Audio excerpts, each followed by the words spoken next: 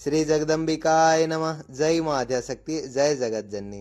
चैत्र मास महात्म्य में धर्मभक्ति चैनल पर आप सबનું हार्दिक स्वागत है। आपनो दिवस शुभ और मंगलमय बने। આજે રસપાન કરો દેવી ભાગવત મહાપુરાણની કથાના 11મા અધ્યાયનો। ઋષિઓ બોલ્યા, સુતજી, આપ પહેલા કહી ચૂક્યા છો કે વ્યાસજી અત્યંત તેજસ્વી હતા। તેમણે સંપૂર્ણ પવિત્ર પુરાણોની રચના કરીને સુખદેવજીને ભણાવ્યા હતા।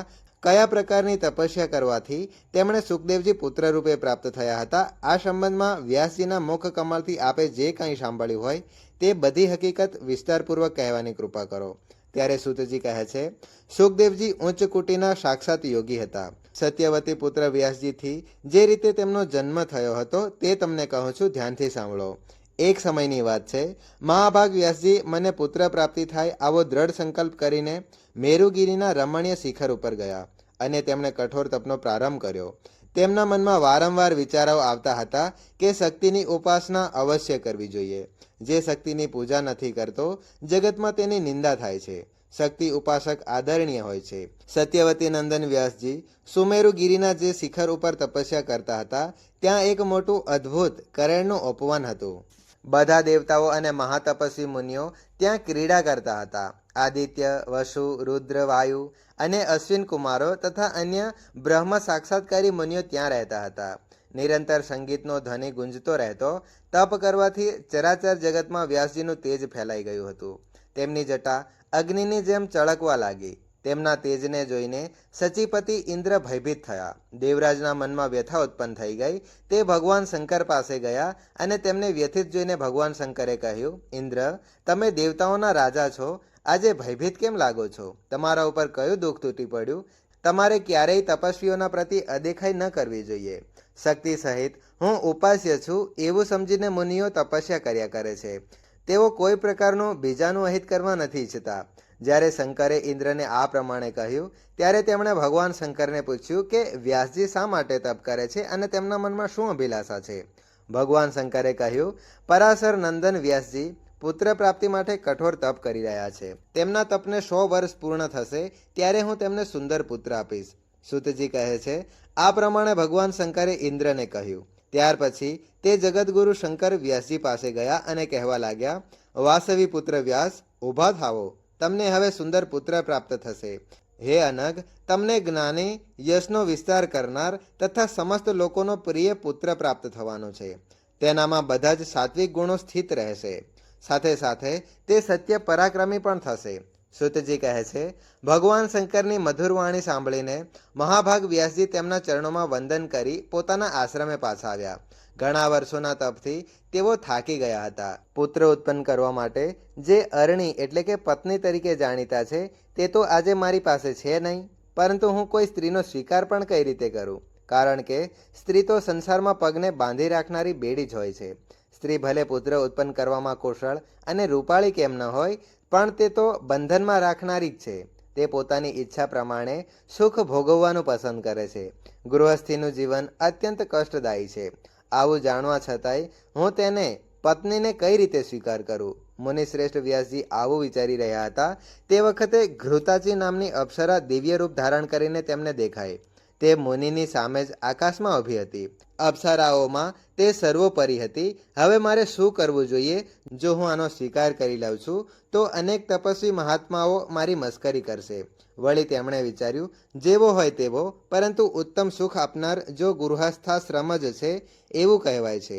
આ ગૃહસ્થાશ્રમ પુત્ર આપે છે, સ્વર્ગ આપે છે અને જ્ઞાન થઈ જાય તો મોક્ષ પણ આપે છે। ઘણા સમય પહેલા નારદજીના મુખે એક પ્રસંગ મેં સાંભળ્યો છે। ઉર્વશી નામની એક અપ્સરા હતી। રાજા પુરુર્વા તેના વશમાં થઈ ગયા હતા અને છેવટે તે અપ્સરાએ રાજાનો તિરસ્કાર કર્યો હતો।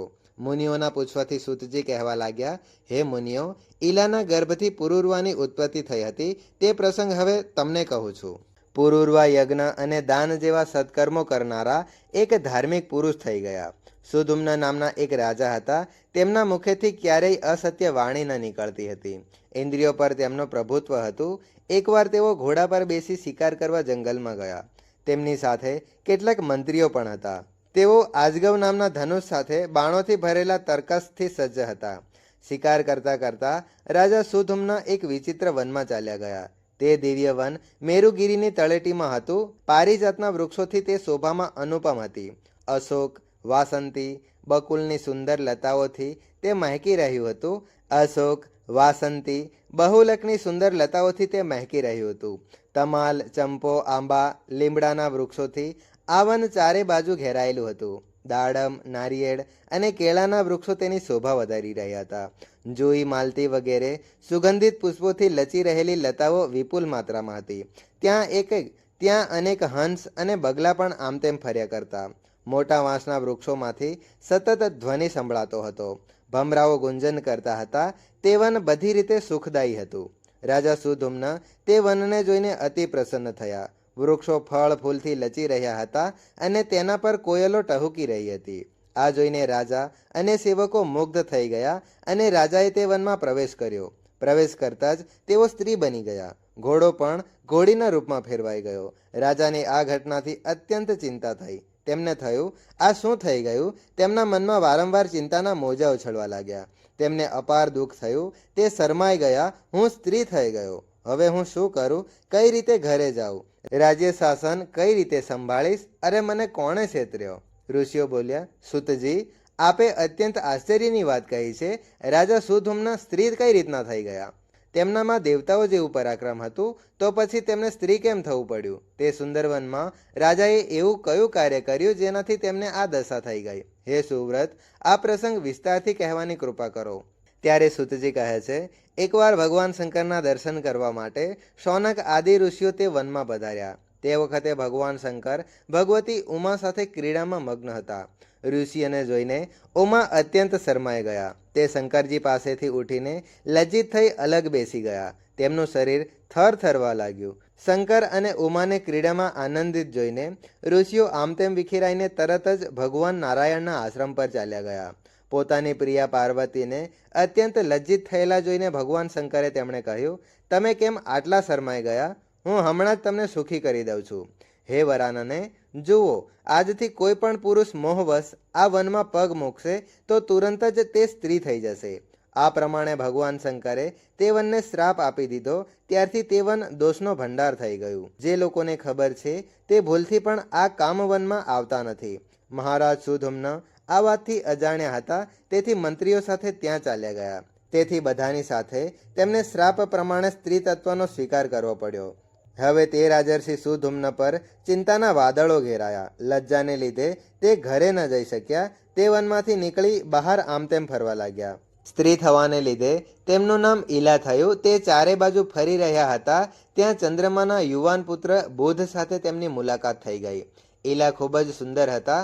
અનેક સ્ત્રીઓ તેમની સાથે હતી. મહાભાગ બુદ્ધજીએ ઈલાને પોતાની પત્ની બનાવવાની ઈચ્છા બતાવી. ઈલાને પણ બુદ્ધને પતિ બનાવવાની વાત ગમી ગઈ. પછી પ્રેમપૂર્વક બંનેનો પરસ્પર સંબંધ થઈ ગયો અને ઈલાના ગર્ભથી પુત્રનો પુરુરવા નામે પુત્ર ઉત્પન્ન થયો.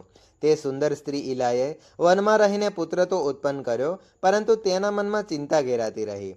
તેણે તેમના મૂળ કુલગુરુ મુનિવર વશિષ્ઠજીને યાદ કર્યા. વશિષ્ઠજી અત્યંત દયાળુ હતા. તેમને સુધુમ્નની દશા જોઈને જગતનું કલ્યાણ કરનાર દેવાધિદેવ ભગવાન શંકરની સ્તુતિ કરી.